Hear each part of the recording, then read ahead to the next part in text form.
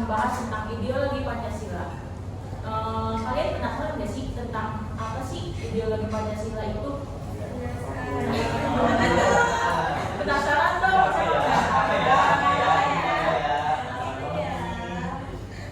Jadi hari ini tuh tema kita kan tentang ideologi Pancasila.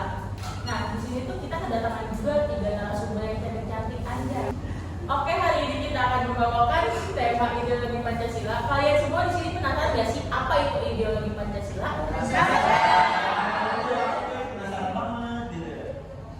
Sebelumnya kita perkenalkan dulu. Di sini ada narasumber kita yang cantik-cantik. Boleh dikenalkan diri Mbak? Saya Najwa Arifjandara sebagai narasumber 1 dan saya juga nomor Indonesia jadi narasumber nomor 2. Saya Fauzia Melati jadi narasumber 3. Oke, di sini ada Mbak Najwa dan Mbak Dila dan juga ada Mbak Fauzia. Gimana cantik-cantik gak sih mereka? Tepuk tangan dulu dong buat mereka. Oke guys, sebelum mulai ini aku mau sebagai host mau ngasih tahu dulu nih ke kalian apa sih itu ideologi Pancasila. Menurut aku secara singkat ya guys ya, ideologi Pancasila itu adalah pandangan hidup dan sistem hidup atau nilai-nilai dasar yang harus ada di negara kita.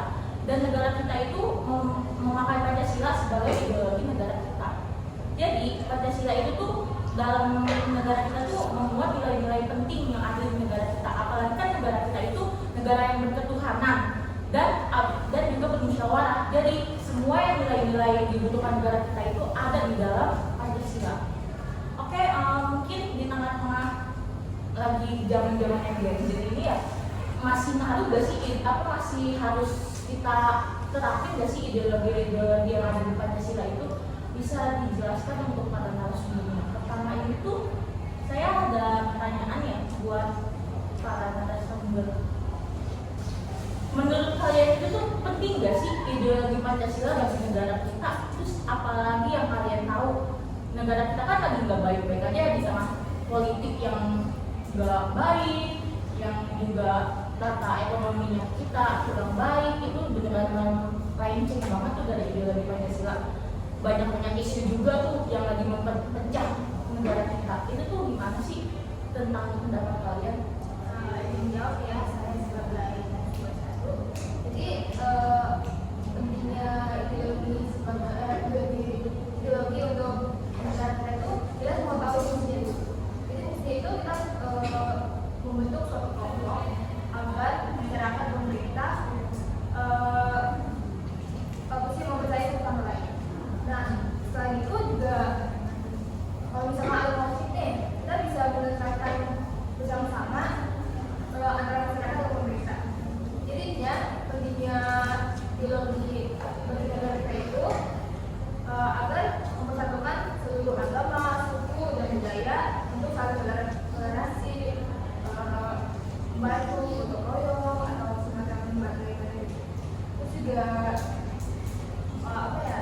yang dari aku bisa tadi, kalau misalkan ada konflik tadi masalah politik atau sosial sama masyarakat saling menyelesaikan masalah bersama-sama. Itu mungkin. Baik, terima kasih jawabannya. Keren banget gak sih kalau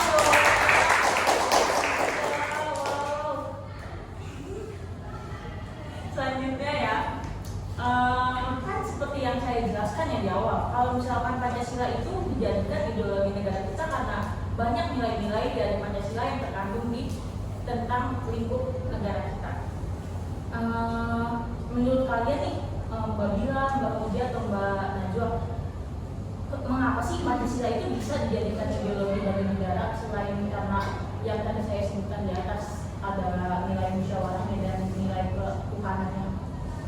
Izin jawab ya, karena lima sila di dalamnya bukan merupakan hasil pemikiran seorang atau sekelompok orang. Namun Pancasila diangkat dari nilai seni adat dan nilai kebudayaan dan nilai religius yang terdapat dalam pandangan hidup masyarakat Indonesia dalam bentuk negara. Oke, jadi kenapa Pancasila bisa dijadikan di negara kita karena emang kelima sila itu bersangkut pautan dan ada hubungannya dengan negara Indonesia ini ya. Oke, baik, terima kasih, bagus sekali jawabannya Mbak Bila. Boleh nggak sih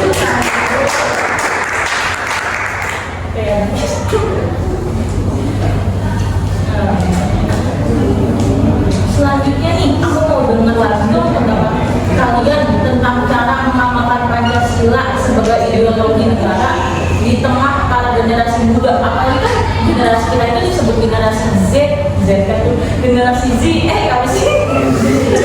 Gen Z kan sih, generasi remaja yang beneran suka barat-baratan gitu, yang suka beneran wow banget ya kan ide-idenya generasi Z, Gen Z itu yang bukan Gen Z tim ya. Kakak-kakak masih Gen Z kan ya. Nah menurut kakak-kakak ini tuh di tengah negara rakyat kita yang banyak berkembang entah pikirannya, teknologinya, itu tuh gimana sih cara bisa mengamalkan tetap ideologi di dalam negara kita dan di kehidupan kakak? Apa yang ingin dijawab? Cara mengamalkan Pancasila sebagai ideologi zaman sekarang ya, bersikap toleransi pada orang yang memiliki agama, terus kepercayaan yang berbeda, berbuat baik seperti yang mana, jujur dan rajin belajar, berbuat baik dan tidak berbuat jahat, memberikan semangat satu sama lain dan bantuan satu sama lain. Jadi sih sedikit menyangka. Kalau misalkan jahat itu dalam artinya itu kayak gimana ya? Entah dia melakukan di tengah-tengah kayak gak usah melakukan tindak kriminal atau bagian Jawab tadi ya dari pertanyaan jadi kita sebagai individu itu harus apa ya memanfaatkan media sosial kita gitu kan dengan cara menggunakan media sosial kita bisa mencari tahu tentang apa sih Pancasila itu apa Pancasila juga dengan kita mengikuti organisasi kita bisa tahu apa sih bisa mengungkapkan pendapat kita gitu. dari sosmed ya. Iya sih kan di tengah Gen Z ini nih banyak banget ya media sosial entah itu TikTok atau Instagram dan lain-lain yang lagi hype agar ideologi Pancasila dan khas negara kita itu tidak hilang. Itu kita harus memanfaatkan sosmed dengan baik jadi kayak gitu ya. Pokoknya kita harus up tentang keideologian negara kita apapun itu yang ada di negara lewat sosmed. Kita harus bisa memperbaiki negara kita. Apa ini?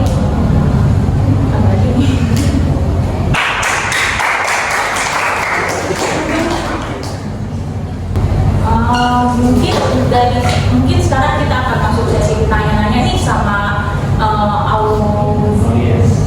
audiens yang telah hadir, yang cantik, yang ganteng-ganteng ya kan.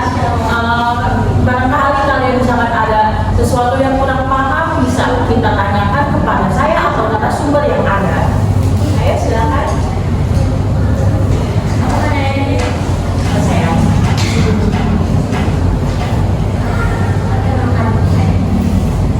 Perkenalkan dari mana? Mbak cantik.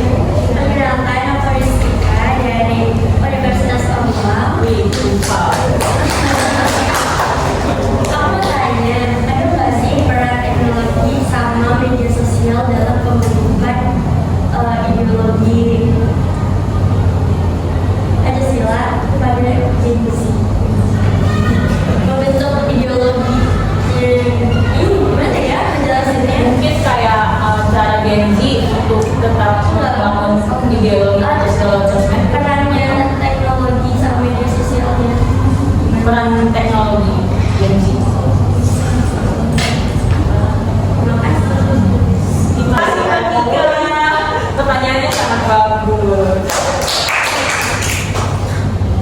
Jadi peran teknologi Gen Z itu tuh dalam apa sih tadi ya? Untuk ideologi Pancasila tuh dia tuh bisa menanamkan nilai-nilai Pancasila, Pancasila. Contohnya kayak bikin konten-konten yang bersangkutan atas ideologi Pancasila sekreatif mungkin dan juga berbau khas Indonesia yang akan disebarluaskan. Kan kalau misalkan sosmed atau teknologi itu kayak handphone, kan sosmed itu jaringannya luas. Jadi kalau misalkan kita menerapkan nilai-nilai Pancasila yang ada di ideologi Pancasila kita, habis itu kita share ke sosmed kita, itu bakalan beneran terjangkau ke banyak luas. Jadi itu bisa bikin benar-benar nilai Pancasila itu lumayan up dan tidak tenggelam di era generasi sekarang. Apa sudah terjawab buat kita? Sudah. Terima kasih buat kita. Oke, sekarang mau bertanya. Dari mana, Mas? Saya ada beberapa dari Universitas Pamungkas. Thank you, Kak. Yes, Mas. Tadi kan singgung di awal singgung tentang diri ya. Itu mungkin nggak benar oleh Mbak Ika.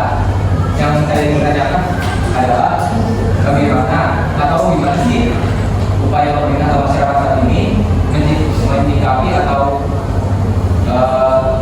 mempersiapkan dari awal Pak untuk menjadi akan sadar dan tumbuh nilai-nilai Pancasila di dalam dirinya sejak dini.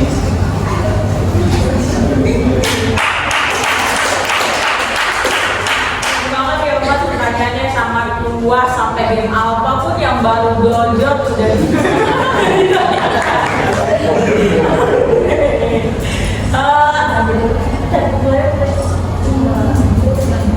Mas Mulki, ya boleh perkenalkan Mas. Assalamualaikum warahmatullahi wabarakatuh. Perkenalkan, nama saya Mulki Sulaiman. Saya dari Universitas Pamulang, Fakultas Sastra Indonesia. Pertanyaan saya cukup simpel. Tadi kan Mbak sekalian di depan membicarakan tentang ideologi negara, ideologi Pancasila ya. Menurut Mbak sekalian sih dari narasumber 1 sampai 3 dan hostnya, apa sih ideologi itu menurut Mbak sekalian ya? Menurut Mbak sekalian. Terima kasih. Ya. Sedap banget ya Mas ya hari ini. Izin menjawab pertanyaan yang Mulki ya. Jadi menurut aku ideologi negara, Pancasila sebagai ideologi negara itu merupakan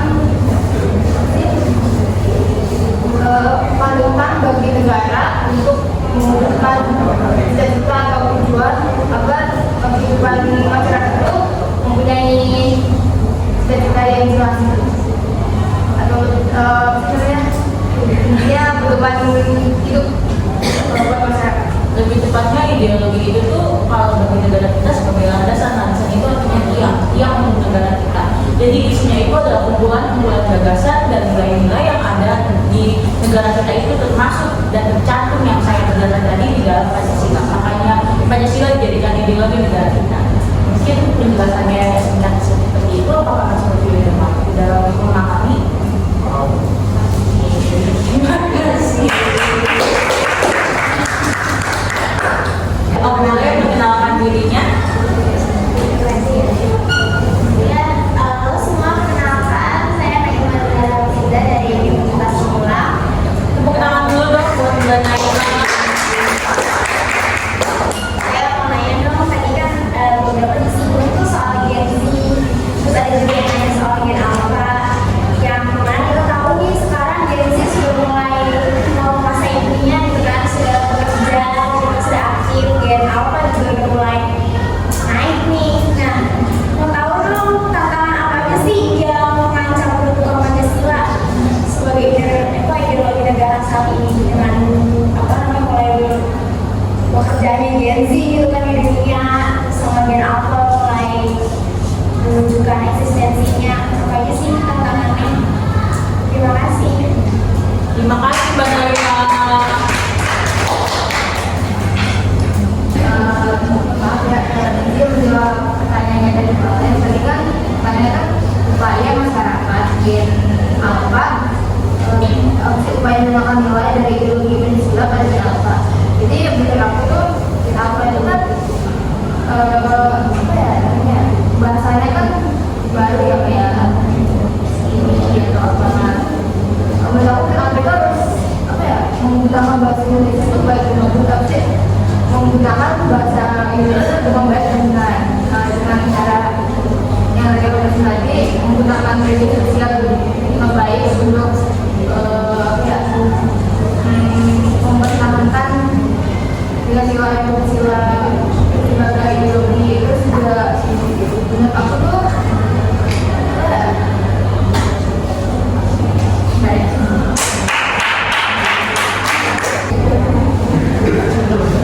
juga aku itu memperbanyak literasi tentang apa sih Pancasila sebagai ideologi negara yang Tapi kalau misalkan dia menyinggung literasi lah, dari kata orang tua sangat penting lah. iya, yang agensi juga harus mendengar literasinya juga. Itu kan kita juga tidak suka berbeda ya, kenapa juga dia mendengarkan literasi mereka atau enggak. Izin jawab pertanyaannya Mbak Naima. Kan tadi tanya ya tantangan Pancasila sebagai ideologi negara di tengah eksistensinya Gen Z dan Gen Alpha. Yang kita ketahui ya, Gen Z dan Gen Alpha itu tuh beneran gen yang susah untuk diatur dan harus untuk berkelompok. Dia itu maunya kayak introvert lah, inilah mental health apa segala macam.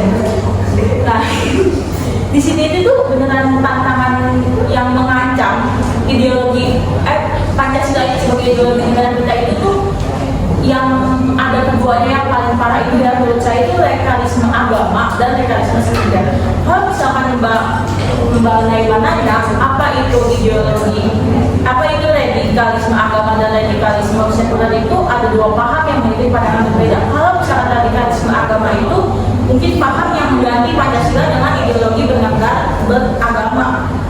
Dapat muncul itu kalau misalkan ada agama baru kayak Gen Z itu kadang di sekitaran negara Indonesia ini tuh banyak banget Gen Z yang udah lupa mulai tentang beragama. Padahal kan kalau di Indonesia itu kan kita tuh negara yang berketuhanan ya. Nah, banyak di kalangan Gen Z dan bahkan Gen Alpha yang mau menunjukkan eksistensinya di tahun-tahun ini tuh mulai melupakan kalau misalkan Indonesia tuh negara yang berketuhanan. Sedangkan kalau misalkan radikalisme sekuler itu paham yang ingin memisahkan Pancasila dari nilai-nilai agama, sama lagi balik lagi ke radikalisme agama, cuman ada pengertiannya yang beberapa yang beda. Kalau misalkan radikalisme itu ada juga pengaruh tentang politiknya dan ekonominya. Itu Terus juga bikinnya juga udah mulai berkurang.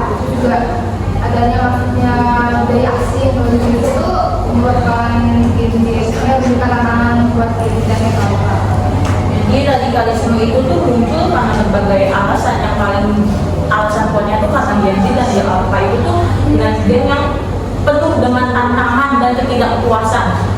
Dia nggak mau diatur dengan negara kita, dengan sikap-sikap yang kita hadapi sekarang tentang politikan, Sama adanya kurang peduli adanya tentang politik dan segala gitu sih. Paham nggak? Oke. Ya boleh. Kenalan dulu siapa Pak?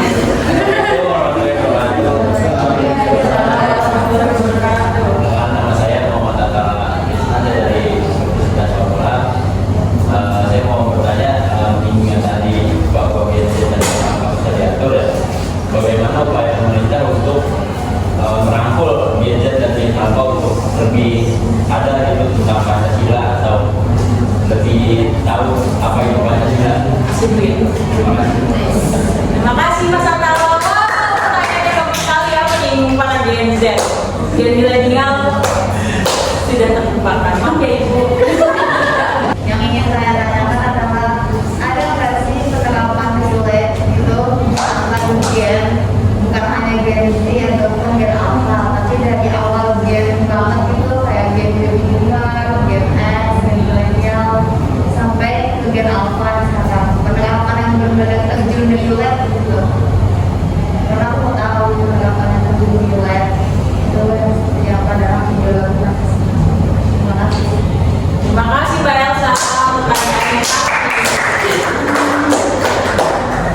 yang menjawab pertanyaan yang tadi, penerapan Pancasila sebagai ideologi negara itu kita sebagai Gen Z di apa di dunia itu harus berani mengungkapkan pendapat, jangan itu saja itu juga kita harus menghargai dan berinteraksi tentang kepada seluruh agama, ada istiadat, itu juga harus terus mencintai lokal, mencintai barang-barang yang ada di Indonesia, yang mencintai produk lokal gitu, lokal juga atau bukan. Itu penerapannya ke semua. Itu penerapannya ke semua gitu. Tapi alasannya. Iya, karena kan game ini harus dilakukan, karena kan bisa mengungkapkan pendapat, mengungkapkan nasihat mereka. Juga produk-produk yang mereka punya itu udah lokal. Jadi tinggal aku angkat game itu sama semua ya betul. Sudah jelas Mbak Elsa? Oke, terima kasih Mbak Elsa. Pertanyaan yang sangat wow sekali. Tepuk tangan dong untuk Mbak Elsa.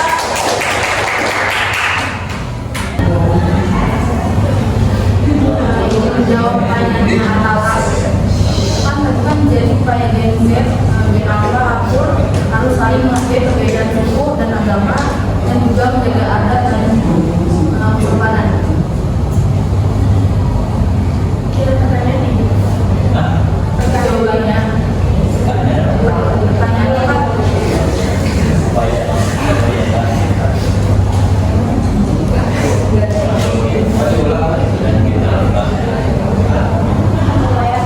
jawabannya itu kan upaya geser dan gen harus saling menghargai perbedaan suku dan agama dan juga menjaga adat kesopanan.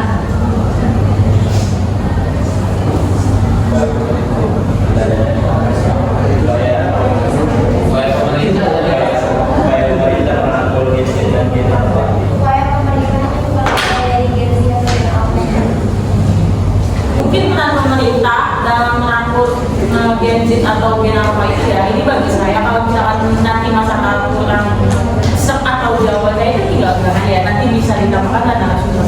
Itu tuh kayak pemerintah mungkin ikut serta turun kayak untuk melihat gimana sih kehidupan Gen Z zaman sekarang, terus juga kayak mungkin membuat sosial media dan mengikuti perkembangan Gen Z agar mungkin Gen Z ini tertarik juga kan, karena nggak gitu-gitu aja nggak monoton tentang kehidupan politiknya yang ada di zaman kemarin itu.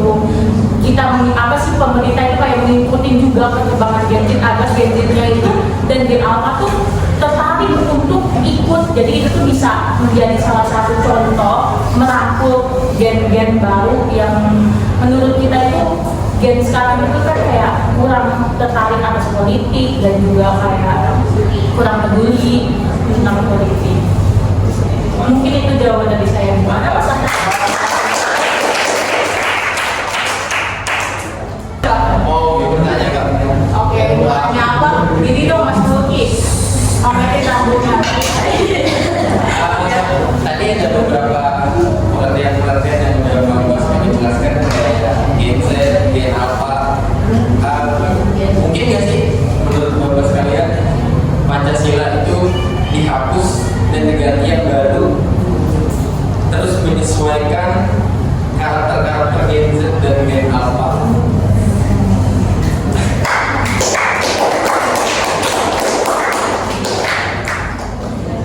Mas Boki, saya izin menjawab. Yang saya tadi bilang kan bisa aja tantangan Pancasila itu bakalan dihapus karena ada radikalisme agama dan radikalisme sekuler di kalangan Gen Z. Gen Z ini dan Gen Alpha itu kan benar-benarnya itu yang kayak malas berkelompok dan segala macam.